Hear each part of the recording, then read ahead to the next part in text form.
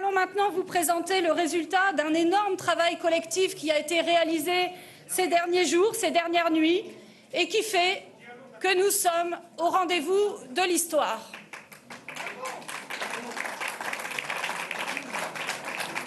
Je vais donc, dès à présent, donner la parole aux responsables des premières formations politiques de ce rassemblement, puis à quelques figures des luttes sociales et écologiques qui sont à l'image de ce nouveau Front populaire. À l'issue, je tiens à préciser qu'à l'issue de ces différentes prises de parole, il y aura dans le jardin de la Maison de la Chimie une photo officielle de ce nouveau Front populaire. Je précise aussi aux journalistes qui sont présents que malheureusement il n'y aura pas de questions dans la salle pour un problème de timing, mais que bien entendu il sera possible d'avoir des micros tendus à l'issue de la photo que nous réaliserons dans le jardin de la Maison de la Chimie. Voilà, j'ai donné maintenant la parole à Manuel Bompard pour la France Insoumise. Merci, mesdames, messieurs, bienvenue. Je crois que nous partageons tous ici l'immense espoir que suscite notre démarche dans le pays et en même temps le haut niveau de responsabilité qui est le nôtre dans une situation politique extraordinaire, lourde de dangers, avec la menace de l'arrivée au pouvoir de l'extrême droite et de son projet raciste et antisocial.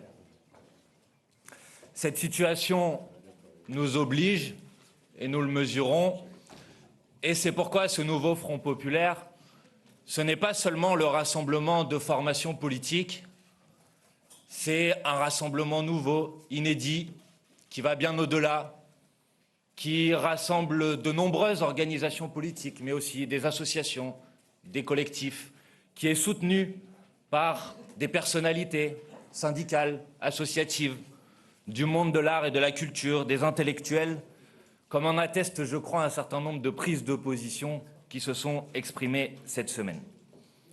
Vous le savez, nous avons signé hier soir un accord qui comprend des candidatures uniques sur l'ensemble des circonscriptions de l'Hexagone et des Français de l'étranger, ainsi qu'un contrat de législature que vous avez ici. Ce contrat comprend près de 150 mesures qui détaillent et qui séquencent dans les 15 jours, puis dans les 100 jours, puis dans la suite de la mandature, notre programme de rupture. Il s'agit en effet de proposer au pays une rupture totale avec la politique d'Emmanuel Macron pour répondre aux besoins immédiats du peuple et faire la bifurcation écologique aujourd'hui indispensable. Dès notre arrivée au pouvoir, nous déciderons de mesures de blocage des prix sur l'alimentation et sur l'énergie pour redonner immédiatement du pouvoir d'achat aux Français. Nous agirons également immédiatement pour rétablir une voie de paix pour la France sur la scène internationale, en soutenant l'Ukraine face à la guerre d'agression de Vladimir Poutine et en se donnant les moyens d'obtenir un cessez-le-feu immédiat face au massacre en cours à Gaza.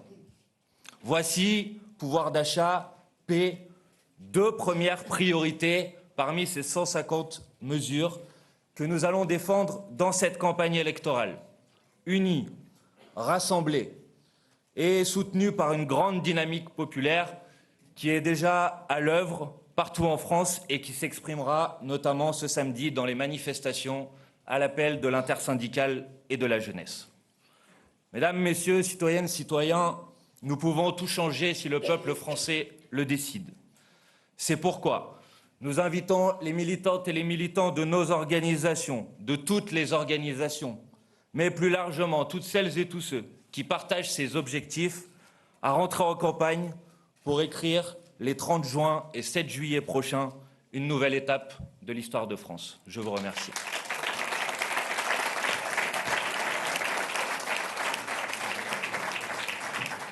Bien, je donne la parole à présent à Marine Tondelier pour les écologistes.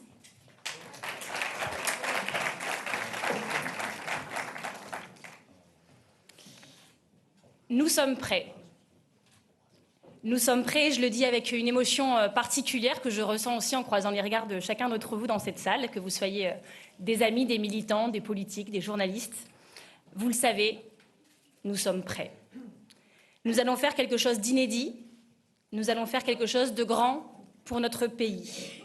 Nous sommes et nous serons à la hauteur de la crise politique, sociale, environnementale, institutionnelle, inédite que nous vivons depuis plusieurs années, mais qui a pris une tournure particulière, vous le savez, cette semaine.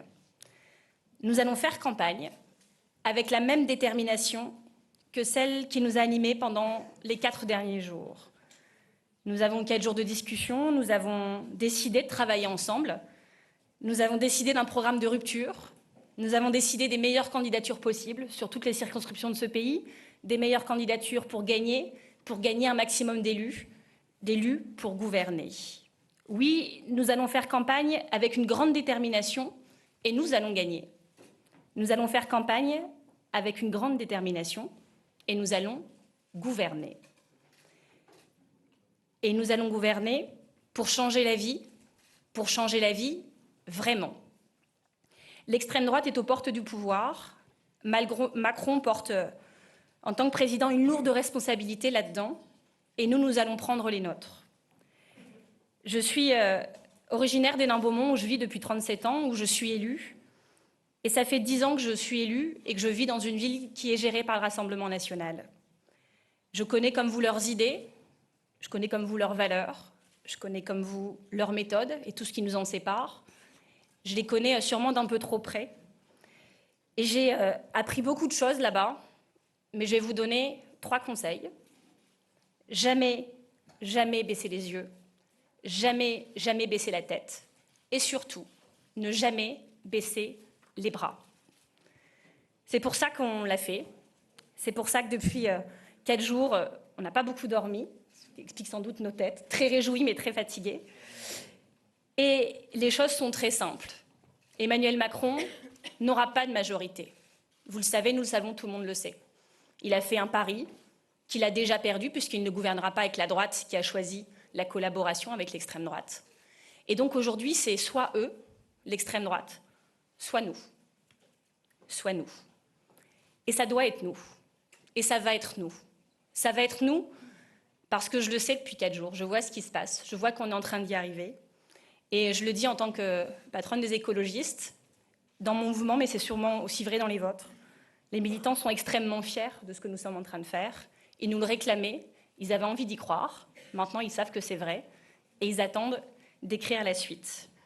C'est émouvant parce qu'on est en train d'écrire l'histoire, qu'on est en train de donner le meilleur de ce que nous sommes, individuellement et ensemble, collectivement. Alors, on nous a demandé de choisir 2 mesures. Je voulais vous parler d'une mesure qui va toucher tout le monde parce qu'on s'est beaucoup battu contre. C'est l'abrogation de la réforme des retraites que nous ferons dans les 15 jours après notre victoire le 7 juillet prochain.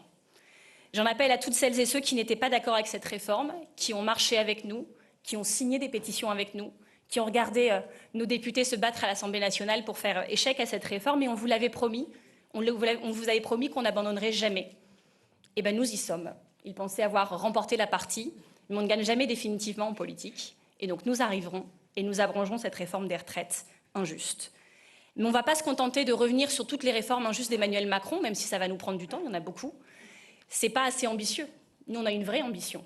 On veut changer la vie vraiment, avec des mesures qui soient concrètes pour les gens, auxquelles ils pensent pendant leurs vacances en disant vivement, voilà, vivement la rentrée et vivement que ça commence. Alors, il y a une mesure qui est beaucoup revenue dans les discussions, c'était l'idée d'une vraie gratuité de l'école. Parce qu'il y a sûrement dans cette salle beaucoup de parents, de grands-parents, des gens qui ont des neveux, des nièces et qui savent que les enfants sont notre avenir, sont ce que nous avons de plus précieux dans cette société. Et on leur doit cette école gratuite. L'école gratuite, vraiment gratuite, c'est les cantines, c'est le périscolaire, c'est les transports, c'est les fournitures. Et on vous promet là-dessus de premiers pas dès la rentrée de septembre 2024 pour nos enfants. C'est une mesure symbolique, mais c'est une mesure très concrète et qui fera aussi du bien à tous les porte-monnaies. Ce que nous avons fait, c'est que nous avons rallumé la flamme, pas celle du Rassemblement national, bien sûr, celle-là on va l'éteindre. On a rallumé la flamme de l'espoir, l'espoir auquel le peuple de gauche et le peuple écologiste aussi avait le droit. On a rallumé cette flamme et maintenant il faut la faire vivre. Alors on sera là, on continue, on va faire force, on va faire face, on va faire front populaire. Et le Front populaire, ce n'est pas que 4 partis politiques, c'est beaucoup de partis qui sont dans cette salle. C'est des associations, ce sera, je l'espère, des syndicats, la société civile, et puis vous toutes et tous. Ça doit nous dépasser, ça doit vivre bien au-delà de nous, et c'est ce qui nous fera vivre plus longtemps, mieux et avec vous. Merci à tous.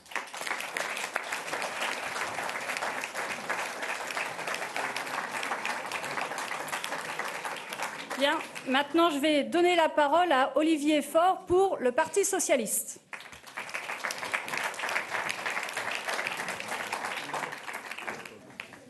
Mesdames, Messieurs, c'est avec beaucoup d'émotion que je suis ici parmi vous, comme toutes celles et ceux qui ont ensemble fondé ce nouveau Front populaire.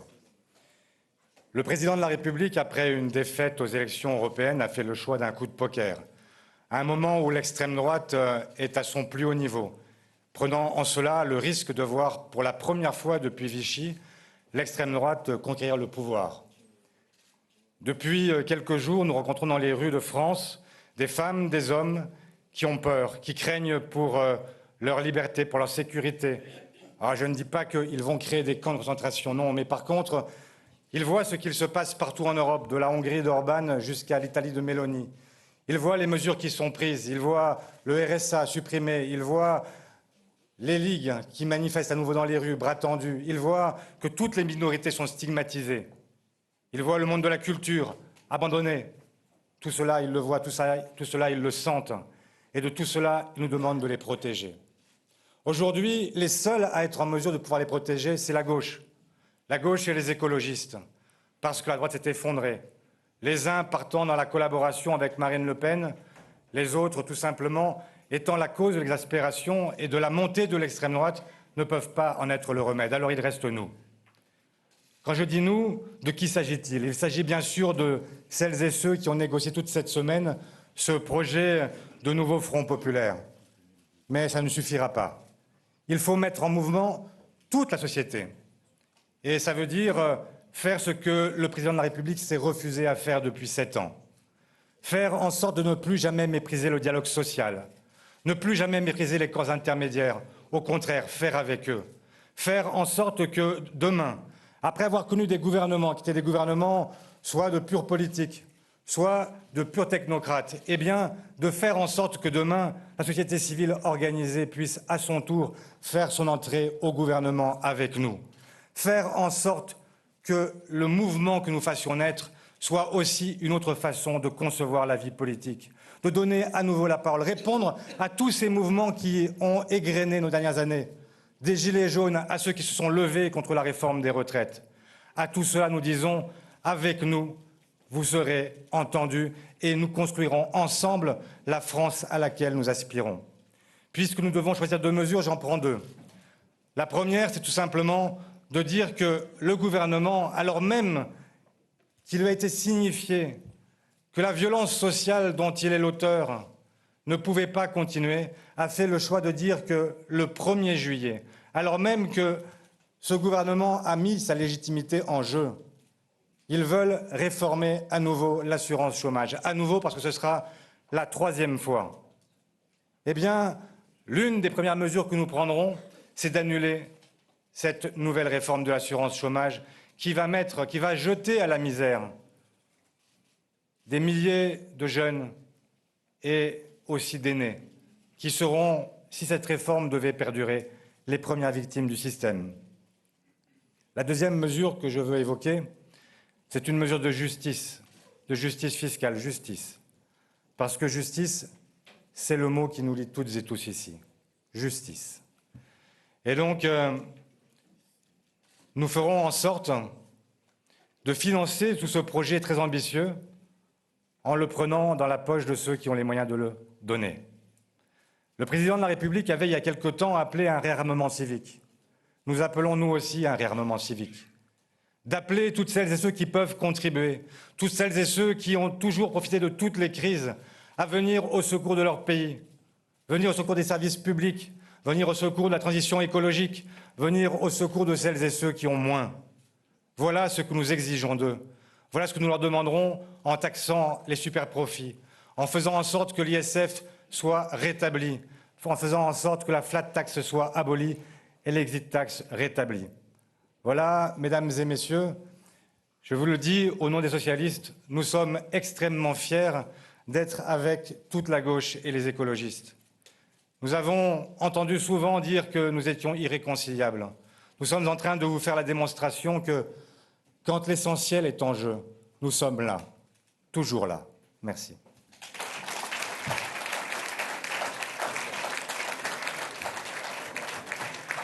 Bien, je donne maintenant la parole à Fabien Roussel pour le Parti communiste.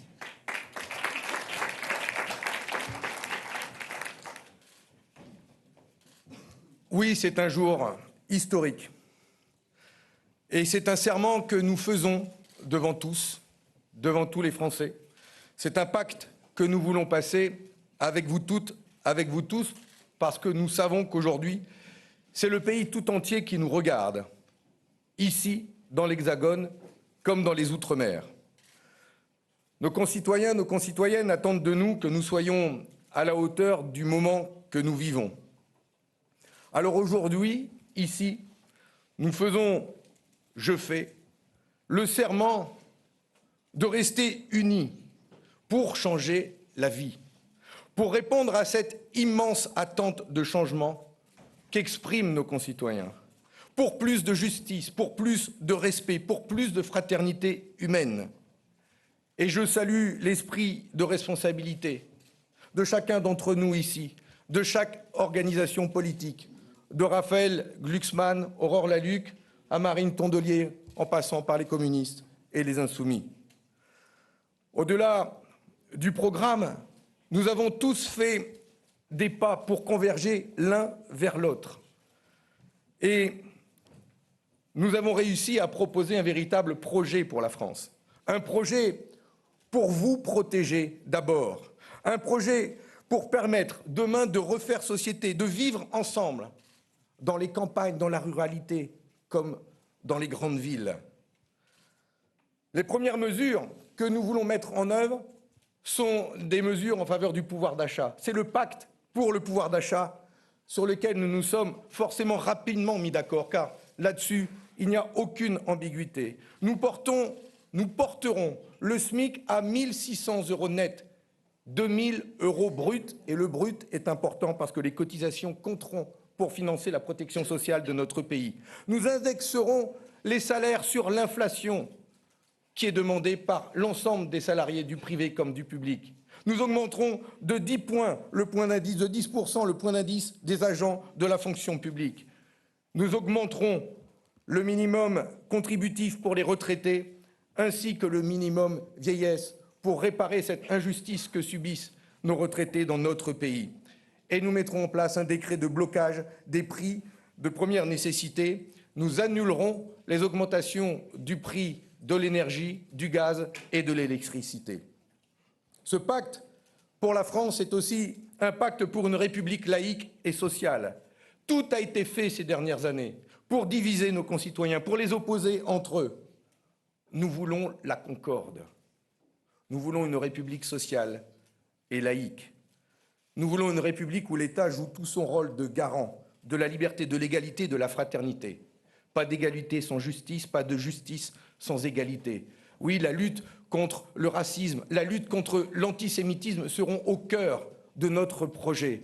L'antisémitisme qui progresse dangereusement dans notre pays où il a une histoire particulière. Nous ne sommes pas condamnés à avoir peur des lendemains. Peur pour nos enfants, peur pour nos anciens, peur pour nos emplois, peur pour notre santé. Avec le Front populaire, nous voulons remplacer la peur par l'espoir et la sidération par l'action. Il faut pour cela du courage, l'énergie de nos volontés et la force d'une ligne politique claire, protectrice, émancipatrice, celle que nous portons tous ensemble, et elle est en rupture avec la politique d'Emmanuel Macron qui nous a fait tant de mal. C'est cela le nouveau Front populaire. Nous avons besoin de vous, de votre force, aujourd'hui, demain, après-demain. Il n'y aura pas de grande transformation sociale et politique sans la mobilisation du peuple tout entier, sans la mobilisation de chacun de vous, sans la mobilisation des organisations syndicales, des forces associatives, de chacun.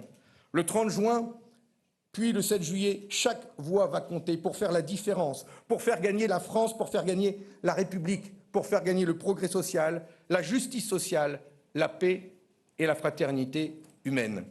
Je vous remercie et nous comptons sur vous.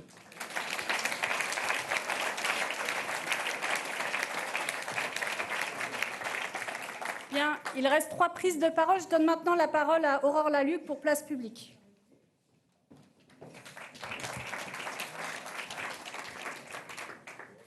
Bonjour à toutes et à tous. J'ai le privilège un peu de passer après vous. On l'a fait parce qu'il le fallait. Je suis une économiste qui a toujours lutté contre le fait de dire qu'il n'y avait pas d'alternative, mais il n'y a pas d'alternative. La seule alternative qu'il y ait, lors du prochain vote, j'allais dire le 9 juin, je suis déformée par la campagne des européennes, c'est nous. Il n'y a pas d'autre alternative pour faire face au Rassemblement national. Et je tiens ici à remercier tous les négociateurs parce qu'on ne va pas se mentir, on part de lignes qui peuvent être éloignées.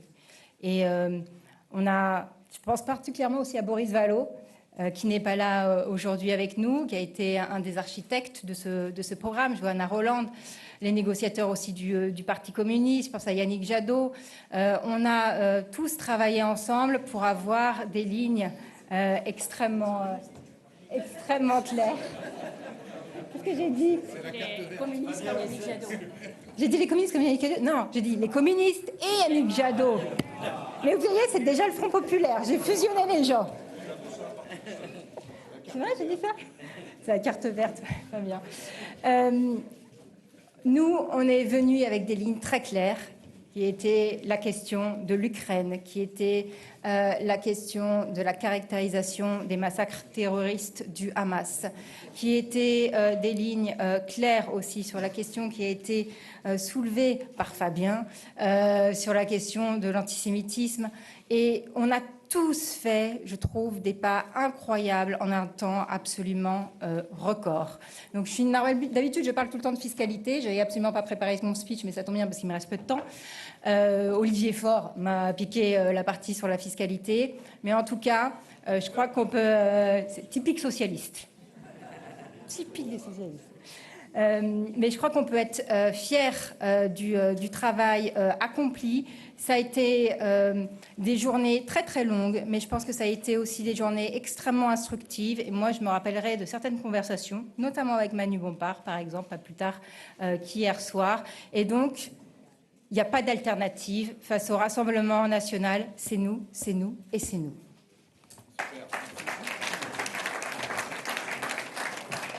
Merci. Je vous prie d'excuser Marine Tondelier qui a dû partir pour une obligation. Il reste 2 prises de parole et je voudrais insister sur ces 2 dernières prises de parole. Le nouveau Front populaire, ce n'est pas seulement les forces politiques qui sont ici, c'est pour nous aussi toutes celles et tous ceux qui luttent, qui résistent. Nous sommes un certain nombre d'ailleurs, y compris dans ces forces politiques, à venir des mouvements sociaux et de ces luttes. C'est mon cas, c'est le cas de beaucoup ici. Et donc le nouveau Front populaire, ce sont aussi des associations, des syndicats, des gens qui luttent dans les mouvements sociaux, dans les quartiers populaires ou encore dans la culture. Pour nous, c'est extrêmement important que ce nouveau Front populaire soit aussi large que cela. D'ailleurs, beaucoup de ces figures des luttes, beaucoup de gens qui luttent d'ailleurs, ont annoncé aussi des associations, des syndicats qu'ils soutiendraient, qu'ils s'impliqueraient même dans cette campagne du nouveau Front populaire. Je suis donc d'abord heureuse d'accueillir pour une prise de parole Abdel Aïtou Asgour, qui est un ouvrier de l'usine automobile de MA France en Seine-Saint-Denis, usine qui vient de fermer, usine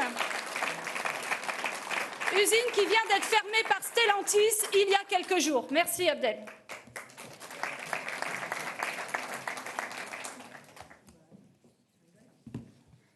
Bonjour à tous.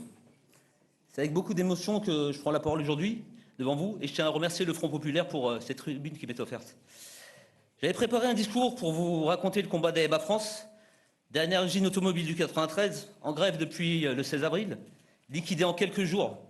Énième entreprise sacrifiée sur l'autel du capitalisme le plus dur, qui broie les emplois comme les vies.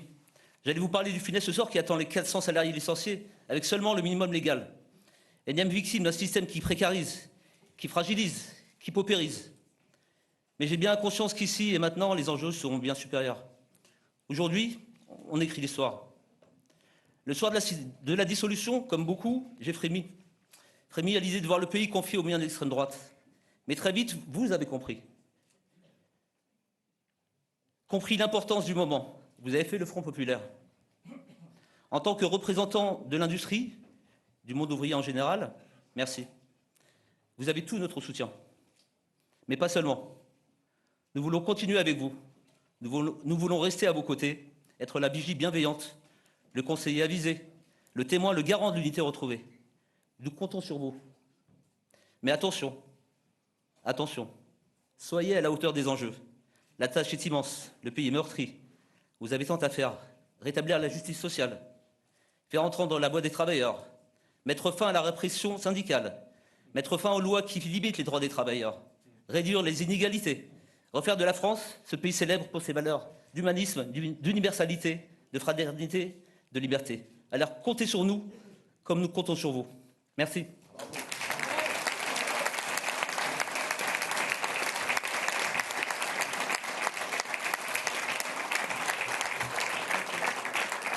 Voilà donc Abdel Haïd Ouazgour est ouvrier CGT de MA France. Et maintenant, je voudrais donner la parole aussi à une des figures des luttes écologistes.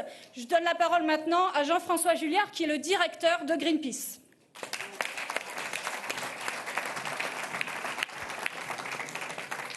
Bonjour tout le monde. Un peu de contexte sur ma présence ici. La France fait partie des pays qui se réchauffent 2 fois plus vite que la moyenne mondiale. On le voit bien saison après saison, des épisodes de canicule et d'inondations meurtrières qui se succèdent. Les scientifiques sont unanimes sur la question. On ne va pas assez vite, ni en France ni ailleurs, pour réduire les émissions de gaz à effet de serre. Les objectifs ne sont pas assez ambitieux, les plans d'action ne le sont pas non plus. Pour nous, Jordan Bardella, Premier ministre, c'est le scénario du pire. C'est la promesse d'une catastrophe pour la protection du climat, pour la protection de la biodiversité. C'est la promesse annoncée d'un réchauffement accéléré, de forêts qui dépérissent, d'océans qui s'appauvrissent. Le Rassemblement national, je le rappelle, estime que le GIEC exagère dans ses recommandations et dans ses préconisations. Il flirte clairement avec le climato-scepticisme. À Bruxelles comme ailleurs, il vote à rebours de toutes les mesures qui sont bonnes pour faire avancer la transformation écologique de nos sociétés. Sur tous les sujets, développement des énergies renouvelables, végétalisation de notre alimentation, diminution d'usage des pesticides, aide aux ménages les plus modestes sur l'accessibilité à des véhicules électriques, le Rassemblement national est au rebours de l'histoire et de la transformation dont on a besoin.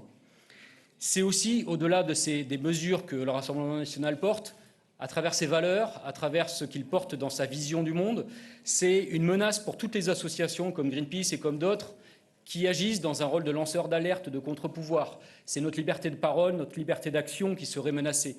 Les militantes et les militants qui s'engagent pour l'écologie, mais aussi pour d'autres causes, seraient inévitablement fortement réprimés. La société civile serait bâillonnée en cas d'accession de l'extrême droite au pouvoir. Par ailleurs, nous pratiquons aussi Emmanuel Macron depuis 7 ans déjà. Nous l'avons même fait condamner à 2 reprises dans les tribunaux pour son manque d'action climatique. Nous savons que son gouvernement ne serait pas à la hauteur des enjeux. Et on vient de le voir encore une fois avec une série de mesures qui visent à détricoter les acquis environnementaux récents. Donc c'est vrai, quand on a regardé le programme du Front populaire, on s'est dit qu'il y avait une série de mesures ambitieuses, je ne vais pas les lister là parce qu'elles sont trop nombreuses et ce n'est pas mon rôle, une série de mesures ambitieuses à même de répondre aux défis des transformations de notre société, sans laisser personne au bord de la route. Et c'est pour ça que je suis là aujourd'hui. Moi, je ne suis pas le responsable d'un parti politique. Je travaille dans une association qui lutte pour changer les politiques et changer les politiques publiques. Et ma présence ici, c'est bien sûr un soutien, mais ce n'est pas un chèque en blanc non plus. C'est-à-dire que je pense que beaucoup d'associations partagent ce point de vue aujourd'hui. On sera là aussi quand vous aurez été élus, parce que vous allez être élus. Quand vous allez être élu, on sera là aussi pour exiger des comptes vis-à-vis de vous, pour s'assurer que toutes les annonces qui sont aujourd'hui dans votre programme, elles seront réellement mises en œuvre. Ça va être ça notre rôle aussi dans cette dynamique-là. C'est essentiel et je pense que beaucoup d'organisations qui auraient pu ou qui auraient aimé être là à mes côtés aujourd'hui pensent la même chose. Ensemble, on doit construire un avenir durable, désirable, équitable pour toutes et tous, à l'opposé d'un monde qui prône un repli sur soi et une division. Greenpeace et beaucoup d'autres acteurs du mouvement climat. On a publié une tribune hier, il y a beaucoup d'associations du mouvement climat, beaucoup d'associations de protection de la biodiversité qui l'ont signé aussi. On prendra notre part dans les mobilisations des semaines à venir pour soutenir ces dynamiques et pour lutter et pour empêcher l'arrivée de l'extrême droite au pouvoir. Merci. Bien. Merci à toutes et tous d'avoir suivi cette conférence.